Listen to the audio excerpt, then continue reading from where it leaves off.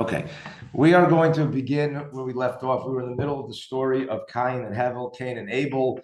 We left off basically that now that Adam and Chava had missed their opportunity to be the ones who would, enter Gan Eden, eternity, paradise, soul and the body properly fused to, bask in the pleasure of Hashem's presence.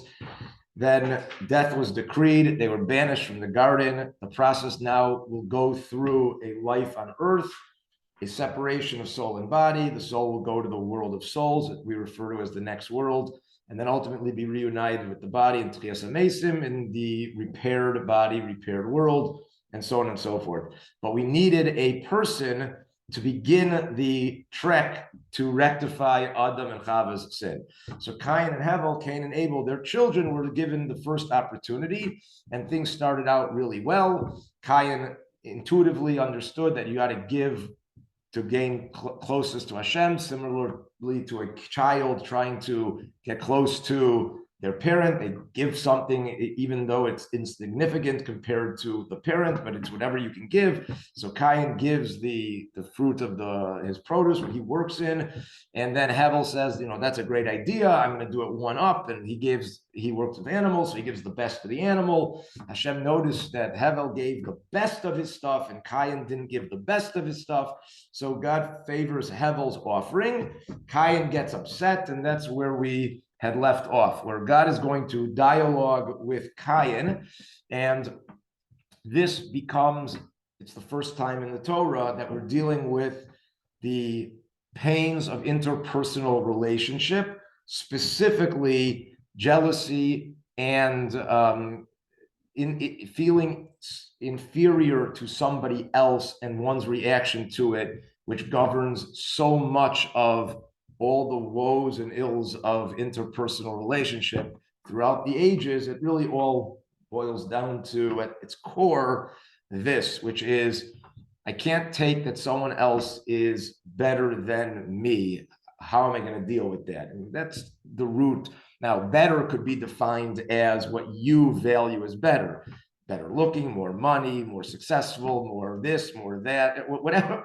That just fill in the blank to each individual. But at the core, it's all the same thing, which is someone has something, someone has achieved something that I didn't, and therefore I have an issue with him. And that underlines human conflict to a large degree. So in chapter Dalid, Perak Dalid, Pasuk Vav, where we'll start, Dalid Vav 4-6, Hashem says to Cain, why are you annoyed? What is bothering you? And this is what we left off with. You got to get to the core. There needs to be a true self-reflection, which is, are you mad because Hevel achieved closer connection to God and you want that same connection? Or are you mad because Hevel has something that you don't have? Meaning, is it about your relationship with God, or is it about your standing? So why is your countenance fallen? Now, this becomes the age-old question that every human will have to ask every time they are annoyed or afflicted by someone else's actions. What are you mad about? Are you mad about something that affected your ego, something that affected yourself? You're not as whatever it is as the other person? Or do you really see that other person's value and you really want to achieve that value for yourself? If it's the former, then you're going down a road to destruction, because you're ultimately focused on yourself, and you will do whatever you can to become higher, even if it means, and it's often easier, than instead of bettering yourself, you just pull down the guy who's ahead of you, right? Yeah. I'm sorry, could you repeat what it is? Yeah, so again, there's two options. When you see someone accomplishing more than you, whatever it is if the matter is about one's self, it's an ego thing. So it only matters that you need to be on top. You don't need to be any better or greater. As long as you can drag the other guy down, you have then reassumed your position as king of the hill, whatever.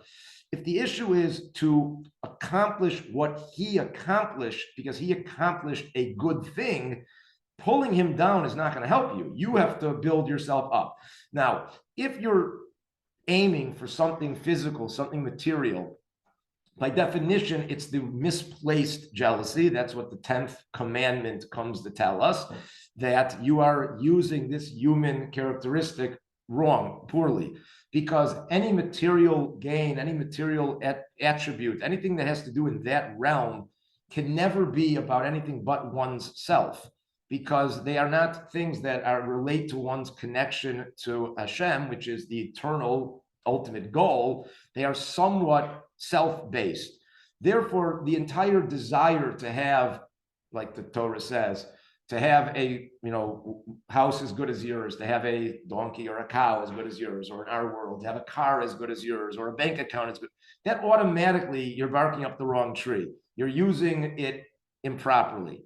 But if the issue is you are a better person, you're nicer, you have a better family life, you have a better, relationship with Hashem as it manifests in the way you relate to your neighbors, to your community, you have it better. That's a proper jealousy. You should want to be as good as the other person when it comes to good things, things that are meaningful, things that are transcendent. Someone who gives X number of dollars of charity, commensurate to their means. If you give less based on your means, then yeah, you should be jealous. You should feel that, that guy is a more generous person. That guy learns more. That guy is nicer. That is proper. The Torah never prohibits that type of jealousy. That was the jealousy Cain was going through. But again, it's still ultimately going to be why? Why do you care that he's more generous? Is it because he gets more honor because of that? Or is it because of the attribute? Ultimately, is it a reflection of the you, albeit at least in the arena of something positive, or still, but it's still about you? Or is it really about being better as a person? If it's about you, then you'll always take the easier road, which will be to knock the other guy down, as opposed to if it's about accomplishment, then you're going to push yourself to accomplish more. And this is what God tells Cain, and God is telling this to all of us through Cain, which is verse 7. Surely if you improve yourself, you will be forgiven. Okay, now the truth is that if you look at the Hebrew, so it's halo imtativ se'es. Se'es really means uplifted. If you improve yourself, imtativ, from the word good, se'es, you will be elevated.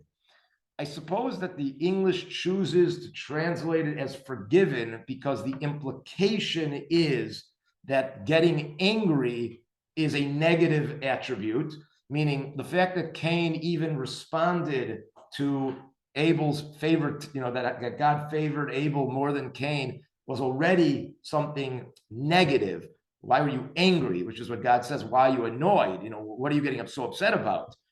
If you improve yourself, then you'll be forgiven. That is to say, you didn't do anything wrong. On the contrary, you used a human attribute properly, which is why I would rather use the Hebrew, which is se'es, which means to elevate, as opposed to having it be, if you do good, you'll be forgiven. It's if you do good, you'll be elevated. It means you've done everything right. There's nothing wrong with, I guess, being annoyed is a bad thing. You should just be motivated. But the point is, it's the proper use of the God-given feelings that a human being has. You see someone else being more successful in an important realm, in this case, coming close to God by bringing a better offering. So yeah, that's good. You're doing good. So now, if you improve yourself, you'll be even better. That option's available. But if you do not improve yourself, sin rests at the door. Meaning, what will always happen is if you don't take the avenue of hard work and you still want to be on top, then the natural occurrence will be sin. Because what will naturally happen is, if you don't have it within you, to put the effort to make yourself better, and you still want to be on top, the natural occurrence God's telling us is sin. Whether it be lashon hara, whether it be theft, whether it be damage, whatever, depending on what you're jealous of, you're going to go after that person to knock him down. Because if you have the human feeling of jealousy of someone else's accomplishment, there are only two paths. One is improving yourself, and then you will be elevated. You'll have used it properly. And the other is sin. It's not going to be, you're not going to wake up the next day and say, you know what, I'm okay with him being better than me. That's not human nature. You're either going to push yourself to be better or you're going to take him down. And that's the choice everyone has. And then God finishes his conversation with Cain. Its desire is towards you, referring to the evil inclination that is now part of us and is actually going to push us to the second choice of, look, it's easier just to knock the other guy down. Working hard is hard. So it's good. You should know that I'm going to present it as you have two sides. But the reality is, now that you are humans in the current state, the default position is going to be to fail. But you can conquer it, God says. You can win. You can put the effort. It's not going to be easy. And if you don't work on it, you're going to fail, because you're going to want to be number one. That's normal. You're going to be upset when someone surpasses you in meaningful accomplishment. That's normal. You're going to have two options: to better yourself and be better.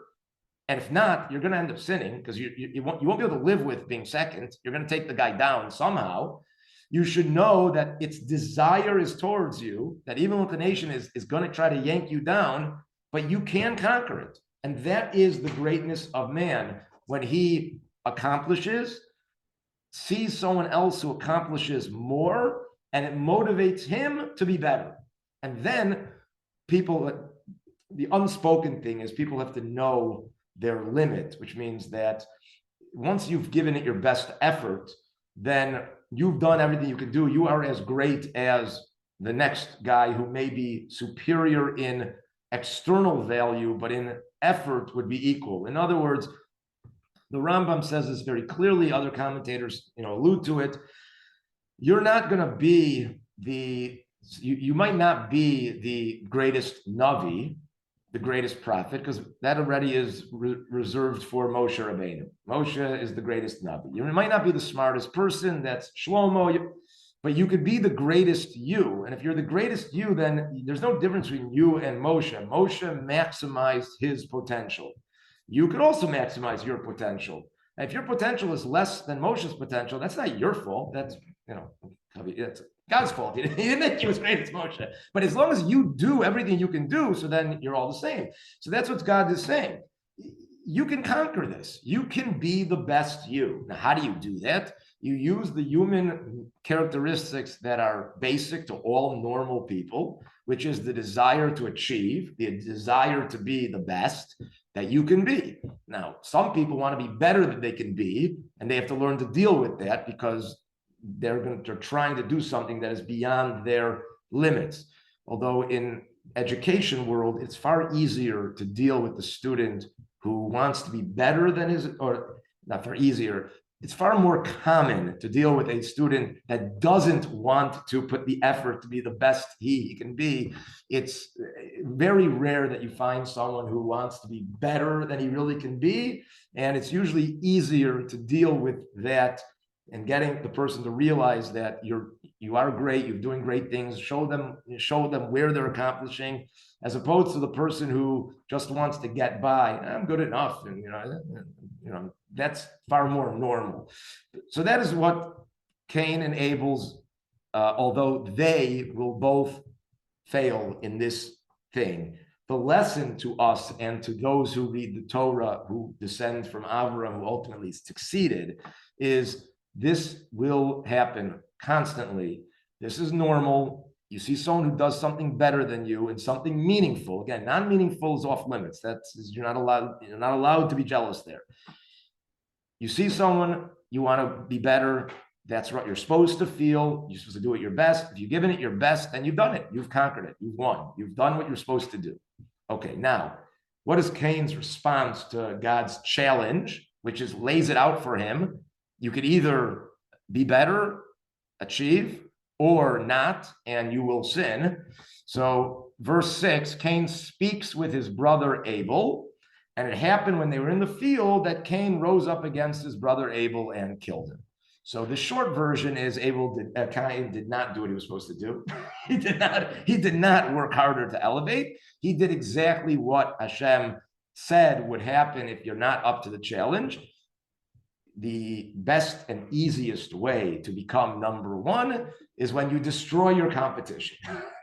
You could either beat your competition by producing a better product, or you could just blow your competition out of the water, literally. And that's what Cain did. If I can't be number one because I can't do the effort to be number one, so if I kill number one, then I'll be number one. Okay, yeah. So all Cain had to do was redo his Torah. Whatever. Yeah, practically speaking, sit down, meditate, connect to God. I don't know what it would have looked like for him. In our world, I'll tell you what it would look like. It would look like, an extra couple hours of learning, an extra couple hours of chesed, however it would manifest itself, an extra couple, a more heartfelt tefillah, something more whatever it would play out. For Cain, yeah, he would have to bring a better, whatever it would have been, but that's not what he did. Now, it's interesting because the description of Cain spoke with his brother Abel, it happened when they were in the field that Cain rose up against his brother Abel and killed him. Now, we would have expected it simply to say that Cain said, well, this is too hard for me, so bang, bang, you're dead. But that's not what it says. There is a dialogue, a discussion that goes on between Cain and Abel. And then when they were in the field, Cain rose up and killed him. So the Medrash fills in a lot of gaps here. And one of the points the Medrash fills in is crucial to answer a very basic theological question, which is, if everything is worked through the hand of God, if Abel is blameless in this entire episode, then it doesn't seem fair that he gets killed and is unable to be the one to reset the path of humankind to divine service. In other words, our whole focus, the Torah's whole focus, is on Cain's response to the fact that Abel one-upped him. But we don't discuss Abel's role at all. It would seem from the simple reading of the Torah that Abel did everything right, and he still ended up getting killed over this, which is theologically unsettling because Abel should have been able to survive. God should have protected him somehow. But it's the vagueness of the verse filled in by the tradition which fills in the gaps. So Cain did not walk up to Abel and shoot him in the head. That's just not what happened. Cain starts a conversation with Abel, which leads to an argument. Essentially, they start fighting over the division of the world. It's a big world, and there's really only two of them. So they start fighting over the division of the world. In the context of the way we're approaching this, essentially, Cain is looking for a pretext in which he can deal with Abel because he can't be better than him because he doesn't want to put forth the effort. He's failed that test. So now you can't just walk up to him and kill him. So you need a pretext. So they start a fight. And what ends up happening, according to the Medrash, in this fight is Abel takes the bait. What Abel should have done is walk away and say, Cain, we're not fighting this. We're going to split the world 50-50. God's in charge, But Cain is able to drag, there's a lot of Abels going on. Cain is able to drag Abel into the fight And the Medrash says a fascinating thing that is, this is not taught to young kids, to my understanding. I don't remember how old I was when I first saw this Medrash, but it was eye-opening. Abel gets mad at Cain and attacks Cain. And Abel is about to kill Cain over this fight.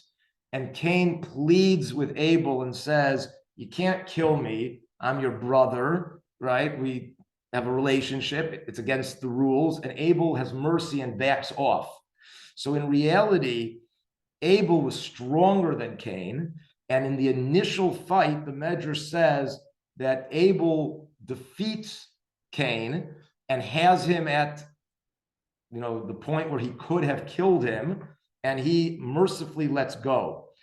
And Cain is now nervous that Abel at any point may rekindle his anger and kill him, because he's already demonstrated that he is in fact stronger than Cain. So one day later, when they're in the field, Cain rises up against his brother Abel, and the Medrash says that's the clue term. He rose up because he had previously been pinned down. He took the opportunity when he felt he had it, and he kills Abel in not self-defense, but in preemptive self-defense, because he feels that if they ever get into a fair fight, Abel will once again be able to overpower him, and he may not be able to convince Abel not to kill him.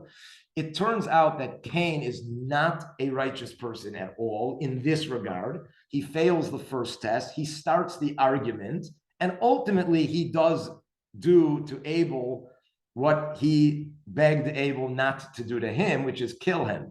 But Abel, according to the Medrash, and that's going to be the difference between the way you would have imagined it, Cain fails, he goes up and kills Abel. No, Cain speaks with Abel, and then he rises up against Abel because he had previously been put down. And this is a different day when they were in the field from the first day when they had their encounter. All this is in the oral tradition. And Abel gets killed, but Abel is not a tzaddik anymore. He also failed in his test. It's not highlighted in the Torah, it's highlighted in the oral tradition, but Abel's test was when you're number one and the number two guy starts yanking at you because he couldn't overcome you legitimately, so he's pulling you down.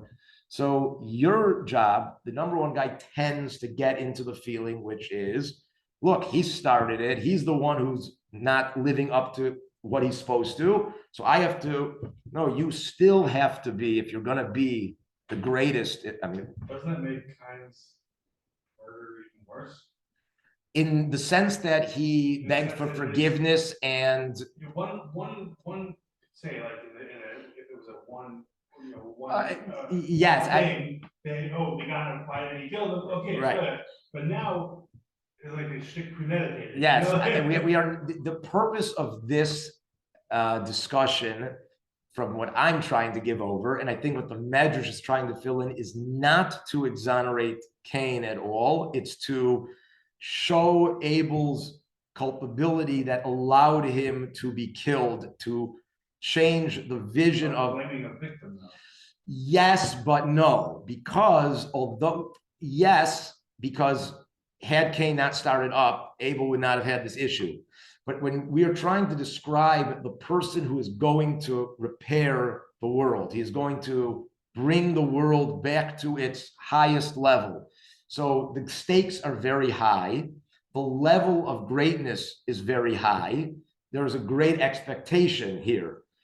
Abel is expected to tell Cain, look, I'm not going to get into a fight with you. Certainly, I'm not going to attack you. I'm going to walk away. I'm going to ignore you. I'm going to try to help. Whatever could have been expected of the greatest, because again, we're looking for the one to reset mankind. It's not like there's going to be lots of people who are going to get this opportunity. It's going to take the greatest of the great to do this.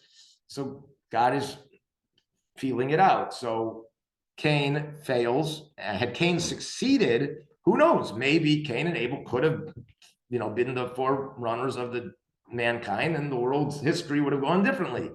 Cain failed. Now, Abel had the opportunity to respond properly. He could have been the forerunner of mankind. He also failed. We're not here to say who's a bigger failure and who's not. I mean, it would seem to be that Cain is the bigger Russia of the two in light of the story. But the point is that Abel was not innocently killed from just because his korban was offered and accepted. Abel got into an argument. He attacked Cain. He had Cain to the point of death. It took begging to spare him. There is something to be said. He spared him. It's far better than killing him. But again, he's not innocent anymore. More importantly than not being innocent is he can't be the forerunner of mankind. He can't be the repairing of Adam. And therefore, if he dies today or he dies a little bit later, it no longer is critical anymore because he's going to fail in his mission. So God is going to allow him to be killed when Cain rises up to kill him, because ultimately, when we understand Cain rose up, he killed him because of this fear of being killed by him. Not to exonerate Cain, but to put a context to the whole event, that they both shared an element of failure in the human interaction. The person who lost out failed because he didn't raise himself up. And the person who had won didn't pass. He failed because instead of being confident in his accomplishment and focused on being better, he allowed himself to be dragged down with the person underneath him, and thereby forfeiting his proper approach. And he got into a, How is that any worse than Moshe Rabbeinu? Moshe Rabbeinu failing, Adam failing. So we'll have to discuss when we get to each one the nature of their a coerced failure. We have to. It's not a coerced failure. No, it's. His brother started up with him. I know. Okay, so now we are learning that you need to walk away. All right. Why is it Abel's fault? I don't understand why. He should have dealt with it differently. He should have dealt with it. How do you deal with bullying class? How do you deal with someone is not as good as you at something, and they're bothering you about it? So they're walk away. Certainly not to try to kill him. that would be the wrong way to deal with it. So what would be the right way? Okay, Cain. The way we're understanding this, according to the Medrash, Cain never physically attacked Abel until Abel physically. It got into read the verse again. The verse is the anchor of the oral tradition. Cain spoke with Abel, right? It started out as a verbal argument. Where Cain was going with that, it's not said. We know it's not positive, and we know that God has said that this is not going to end properly. But Cain starts up. Now that's already Cain has failed at that right. But it doesn't say, and Cain spoke with his brother Abel and killed him. No, it happened when they were in the field. That means this speaking event ended, and the killing event is a new event. So what happened in between is that Abel tried to kill Cain. That's what the Medrash says. And then Cain rose up. That's the illusion that he had previously been pinned down. And now he took the opportunity that this wasn't going to happen again, and he killed Abel. Okay. Where's Adam and Chava? They are in the world, but they are not. You want to know where we're at this? Where the parent? It's a good question. They weren't right in the field together. They were alive, but they weren't in the field, and that's the best I can say. All right. So now everything has gone as bad as it could possibly have gone, because here what started out as such a amazing potential Cain brings the korban, Abel brings the better korban. You can just imagine Cain works harder, Abel works harder, and the world is perfected, and we live happily ever after. But that's not what happened. Cain brings the korban, Abel brings the korban. Cain gets angry, he yells at Abel. Abel tries to kill Cain. Cain kills Abel back, and we have gone from perfection to the lowest of the low relatively quickly. But it gets worse for Cain because Abel's dead, so he's out of the picture. If Cain would have any approach to teshuvah at any point, that is about to end in a hurry, because verse 9, God says to Cain, where is Abel, your brother? Now, this is the same concept that we had with Adam and Chava. Once they sinned, God says, where are you? It's the same thing, so we won't delve on it, dwell on it for too long, but this is the way God acts with you, the way you relate to God. If you're going to sin, it means at some level you're distancing your relationship to God. So God is going to pretend to be distant from you. The question, where is Abel, your brother, is absurd. God knows everything. The fact that there is a question demonstrates Cain's lower state. It means he's perceiving that God could possibly not know something. And then Cain does not respond with, what do you mean, where's Abel, your brother? You're Hashem, you know everything. It's, I have no idea. Am I my brother's keeper? Like, you don't know, why should I know? Okay, and that's the ultimate in you're going the wrong direction. You are continuing going, Aveira goreres Aveira, a sin causes another sin. You're on the wrong path, because now you're saying that God doesn't know and I can possibly get away with this. Okay, so God says, okay, you're done. I mean, that's basically, what happens if he says, I'm sorry, I killed him, I lost it, he was going to kill me, I have a defense, I don't know. It didn't happen that way. There was an opportunity for some rectification when God asks, where is Abel, your brother? The right answer would have been, I killed him, I thought he was going to kill me, it was self-defense. Whatever it could have been, God would have judged how true. You saw it. But right, something like that. But am I my brother's keeper? I have no idea. That's okay, you're done. Then he says like this, verse 10, what have you done? Now, the next line is both informative, both from a practical sense, and it's going to shed light on how the Torah views murder in general, and it's going to reinforce a point that we stressed before, and it's going to be stressed over and over in the Torah because it's one of the most important points that we need to live with. The voice of your brother's blood cries out to me from the ground. Okay, in Hebrew, the idea is going to be, look in verse Yud, Ma'asisa, what have you done? Kol demei achicha. Now, demei is in the plural. So it doesn't translate well because it's your brother's blood, because that would be a nice way of translating. But demei is the bloods of your brother cry out to me from the ground. So the Talmud immediately dwells on this issue. What does it mean, the bloods of your brother? So there's three answers that the Talmud gives, and all three are true, because the Torah can have multiple meaning, they don't contradict each other. One is from a practical standpoint. Cain and Hevel understood that the soul is connected to the body, and we are a fusion of soul and body, and then death would be the extraction of the soul through the body. Now, they understood, it would seem, based on the way the Medrash describes it, Hevel tried to kill Cain through strangulation. He tried to sit on him, okay? Lahavdil elef havdalas, but it would be like George Floydish, knee on the neck type of thing, because that would be the idea of, I'm getting up. And that they understood would be a way to kill, because if the breath is the life force that God put into us, if the neshama came into us through an act of breath, so that would be the simple way. If you could squeeze the breath, that would separate body and soul. Cain could not avail himself of that, because to strangle somebody, you've got to be able to overpower them in hand to hand. we already know that Abel was stronger than Cain. Cain had to kill Abel at a distance with a projectile because he couldn't overcome him in hand to hand.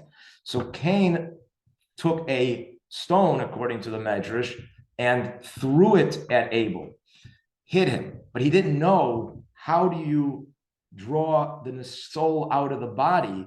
Like, where do you put the hole in the body that the soul goes out? So he threw at him, and then once he was knocked off his feet, he threw another thing at him and another thing at him and another, and he kept on pelting him with stones until he finally died. But he had so many wounds that his bloods, he didn't bleed from one spot, he bled all over his body because Cain had no clue what it took to kill a person. It had never been done before. And they had no idea of, where do you have to hit the guy to get the life force out? So that's the practical understanding of the bloods of your, does he bring that down here? It would usually be the words in the plural. Okay, that's the second thing I'm about to say. Okay, yeah. So he quotes if you look in 10, the note. So alternatively, the second side, I'm teach the next one first. Alternatively, this teaches that he bled from many wounds, not knowing which organ were vital to life. Cain stabbed him all over. I think a truer understanding of the Gemara would be he threw rocks at him all over. I don't think he used a knife, which is implied by stabbing, but okay, it's neither here nor there. The point is he couldn't strangle him because that he knew would not work. Okay, that's one explanation of the plural bloods. The second explanation is the first thing he quotes here, which is one of the great, you don't need to talk so much about why murder is bad. Like, it's pretty self-evident. But besides for killing the person you kill all their future descendants, because anyone who they were meant to bring in the world can never come into the world now. So whenever a person kills somebody, they should not, I suppose this wouldn't be true if the person was very, very old and whatever, but okay. If a person kills someone in their youth, or at least in their childbearing area, if it refers to his deeds, which would apply to totality of a person's life, then it would be applicable just the same. You don't just kill the person now, you kill his whole future. Everything that he could have done is now dead. So the bloods is not just Abel you killed Abel's son, his grandson, his great-grandson. They do studies now with the Holocaust, because the number 6 million is the number that we use. But by now, when you do the math of what in normal population growth, it's now like, just 60, 70 years later, it's exponential from that, because, and even you only take 2 million kids who are killed, that's by now, that's exponentially a loss of life. So that's the second shot in bloods. The third idea doesn't focus so much on the plural, but on the concept. And this is a concept that we've discussed already, and it's going to come up over and over again. A person, when they die, they are not gone. They live on. They've just been separated from their body. The notion that the voice of your brother's blood cries out from the ground is not poetic, it's literal. The soul is still there. The soul is now separated. If we put ourselves in Abel's shoes, his soul has been driven from his body. And at that moment, when the soul leaves the body, okay, and the body's on the ground, so figuratively, the soul is on the ground, the soul is crying out, I'm no longer in the body. I can't function anymore in this world. My ability to choose, my ability for free choice, my ability to grow, that was gifted by God when he put my soul in my body and allowed me to live in this arena known as our world, that has been taken from me. The soul's not gone, it's just out of the body. And the soul complains and says, God, you've got to do something. This person robbed me of my ability to come close to you and to do and exercise my free will, because that's only relevant while I'm in my body. Now that I'm out of my body, I'm done. I go to another, it might be a great place, and I might even have it good. If you're tzaddik, olam haba is a good thing. But if you robbed me of one more mitzvah, then I was going to get to Olam Haba eventually anyways, and it would have been that much better. So that's an irreparable loss. So the act of killing somebody is literally snuffing out their ability to achieve. And the Torah describes it in the terms of the blood crying out, because the Torah wants to drive this home that we are, in our essence, a soul. We're just in a body, which we talked about before. And therefore, when the soul leaves the body, the soul cries out, because the soul's not gone. Death is not the end of anything. It's just separation. When we get to it way later in Yirtz Hashem, when we talk about the vigilante, the Gol Adam, when someone kills by accident, that the family member can kill the person for vengeance, which sounds very, barbaric and right, but its core is at this thing. Because if you look at death from a secular standpoint, the guy's died. Well, killing the other guy's going to do anything. But when you look at it in the lens of the Torah, what do you mean the guy died? He's not dead. He's separated from it. He's in tremendous agony, watching this killer run around, being able to do Torah and mitzvos, while his soul is separated from his body because he was negligent. That's the case in the Torah. That is a tremendous pain that is being, hoisted unfairly on this victim. What do you mean I don't deserve vengeance? It's only when you look at death as being an end do you come with the logical conclusion, okay, you kill by accident. Right? You're going to make it better by killing somebody else? Then there'll be two dead people. Okay, that's why a secular person could never come to terms with what does it mean a vengeance killing. But when we realize that when there's a death, there's no disappearance. It's not like poof, he's gone, and he's suffering tremendously because he can't achieve, and this guy who killed him can achieve. That is a tremendous pain to that soul. That's what God demands justice. And the key thing for us to focus on, what God's trying to teach us, is there is a soul. It's in pain. It exists. Just because he got killed, it's not poof, gone. It's not one guy's dead. What are we going to gain by a second person being dead? No one's dead. Their soul's separated from bodies, and the soul that was unjustly allowed to be killed due to someone else's negligence, then that soul is not going to rest until that soul is also removed from its body, because it's not fair that he gets to continue to come closer to God and this guy is stuck in his position.